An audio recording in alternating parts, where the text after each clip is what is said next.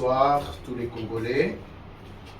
L'information qui circule sur les réseaux sociaux faisant état de la santé de l'honorable Daniel Safou Chimouni, que vous connaissez et certifié. Nous avons appris, comme tout le monde sur les réseaux sociaux, qu'il était malade. Il était question que nous puissions nous-mêmes nous imprégner de la situation. Il est très malade, son état de santé n'est pas très bon. J'ai discuté avec le médecin sur le tableau de santé. Il est vrai que la possibilité de survivre est encore sur la table, mais la personne ne va pas bien. Je voudrais rassurer ou demander à tous ceux qui pensent qu'il a été question d'une rumeur. Non, ce n'est pas une rumeur. Honorable Daniel Safou est malade. Il est admis aux soins dans un centre hospitalier de la place, ici à Kinshasa. Et je veux que tous ceux qui pensent qu'ils pouvaient intervenir d'une manière ou d'une autre, ce n'est pas interdit. Nous prions bon Dieu comme chrétiens que les choses vont aller du bon côté et que Dieu sera avec lui pour que guérison soit effective. Merci.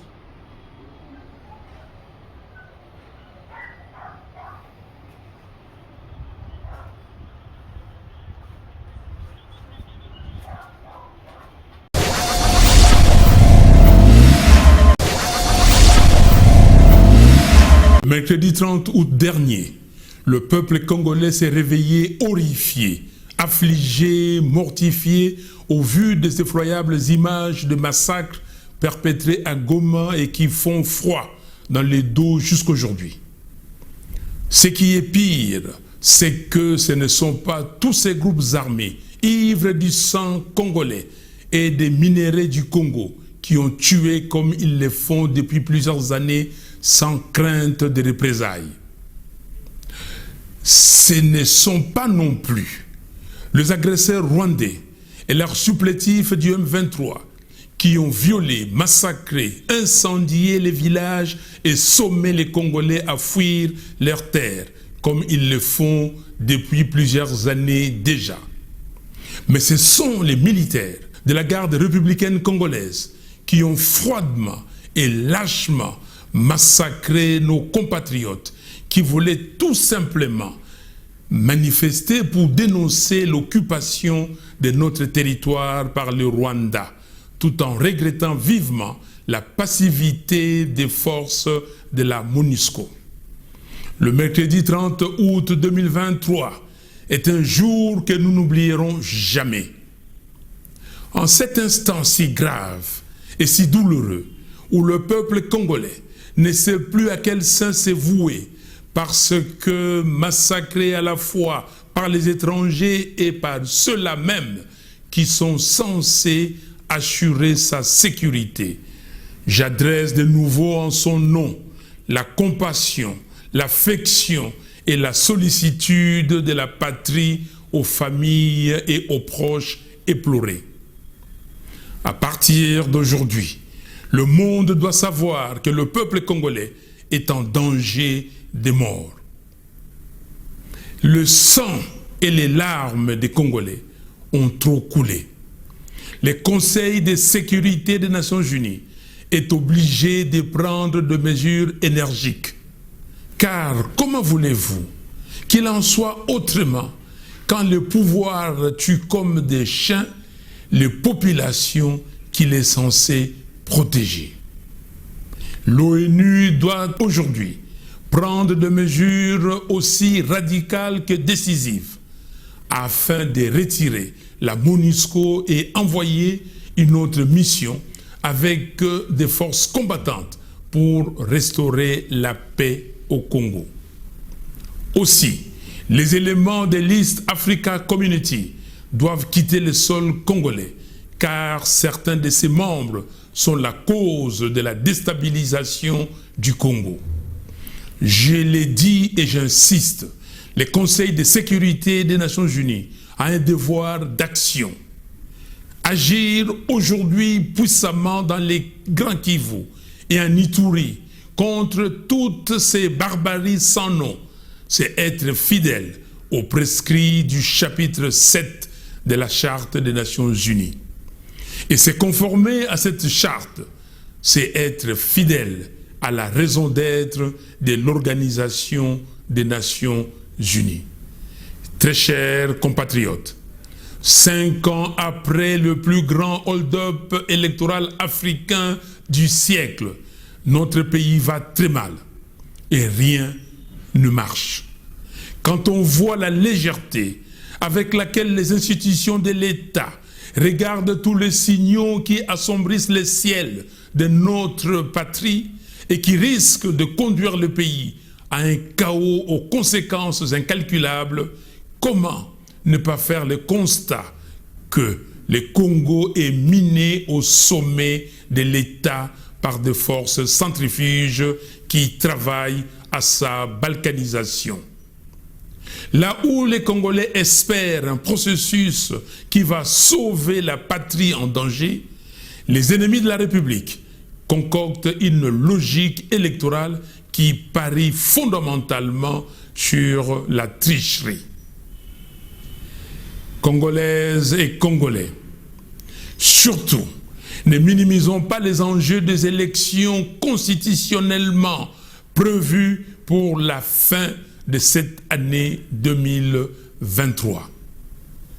Toutes les stratégies que développe Félix Tshisekedi et ses acolytes de l'Union sacrée n'ont en réalité qu'un seul but: vider de son sens cette expression qui hante leur conscience depuis 2018, à savoir la vérité des urnes. Au-delà de tout, j'aimerais tout de même prodiguer un conseil à M. Félix Tshisekedi. Prenez la mesure de la gravité de la situation et arrêtez de jouer avec le feu. Le moment vous est venu de regarder en face la vraie nature des souffrances que vous infligez au peuple congolais.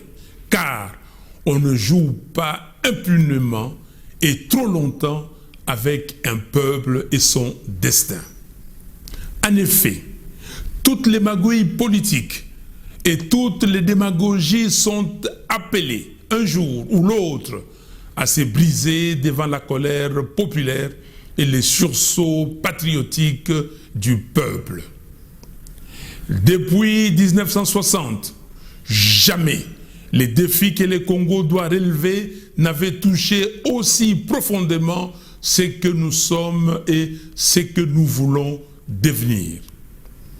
Très chers compatriotes, le chef des confessions religieuses et particulièrement la conférence épiscopale du Congo ainsi que les autorités spirituelles de l'Église du Christ au Congo ont compris que ce qui couvre dans notre pays, c'est un chaos général aux conséquences apocalyptiques.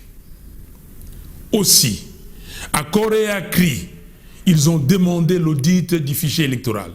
Ils ont proposé l'audit citoyen du fichier électoral et ils appellent à l'inclusivité du processus électoral, à la proclamation des résultats bureau par bureau afin de corriger des erreurs du passé et consolider la jeune démocratie congolaise. Conscient que le peuple congolais place un immense espoir dans ce nouveau cycle électoral et dans le fait que son choix soit cette fois-ci respecté et convaincu que le processus électoral tel qu'il est mené par M. Denis Kadima présage une nouvelle crise post-électorale. Je ne pouvais pas laisser cette noble et patriotique bataille de nos chefs spirituels se diluer dans le flux médiatique sans lui donner plus de relief. Voilà pourquoi je prends la parole aujourd'hui pour féliciter et remercier chaleureusement les églises catholiques et protestantes, sans oublier certains partenaires internationaux du Congo qui ont rejoint cette bataille pour un processus électoral transparent et crédible. Au nom du peuple congolais qui souffre en espérant que les élections apportent au pays la paix, le relèvement social et la prospérité de l'économie nationale.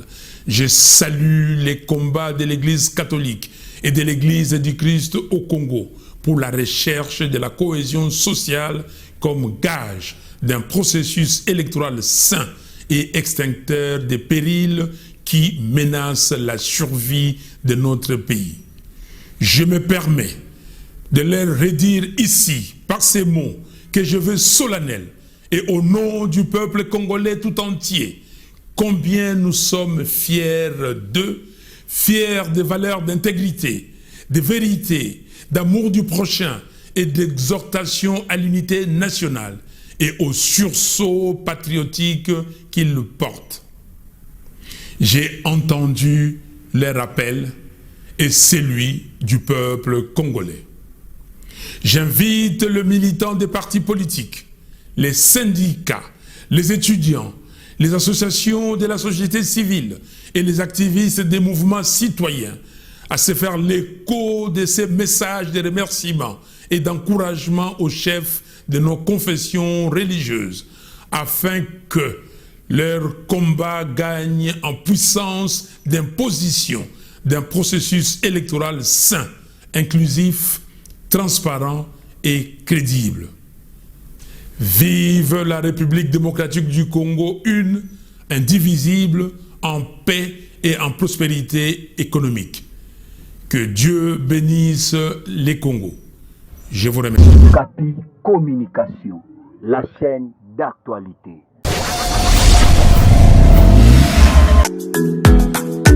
Yeah. I dedicate this song to Salima Shaban, my baby girl. Listen up, darling. This one's for you. Oh no, chérie, oh kuboya. Swena money oh mayanga na kukwea. Mama mia, wow, za kitoko na kongo bagobengo monzele ipaba koko. You got me higher, chérie. Yeah. I dedicate this song to Salima Shaban, my baby girl. Listen up, darling. This one's for you. Oh no, chérie, oh kuboya. Swena money oh mayanga na kukwea. Mama mia, wow, za kitoko na kongo bagobengo monzele ipaba koko. You got me higher, chérie, I'm on fire. Hey ngaye na peli moto nakata poto malile zame bote na yo echaka kanga chaleur yango ngana pesa. Abonnez-vous sur Okapi Communication, la chaîne d'actualité. Abonnez-vous sur Okapi Communication, la chaîne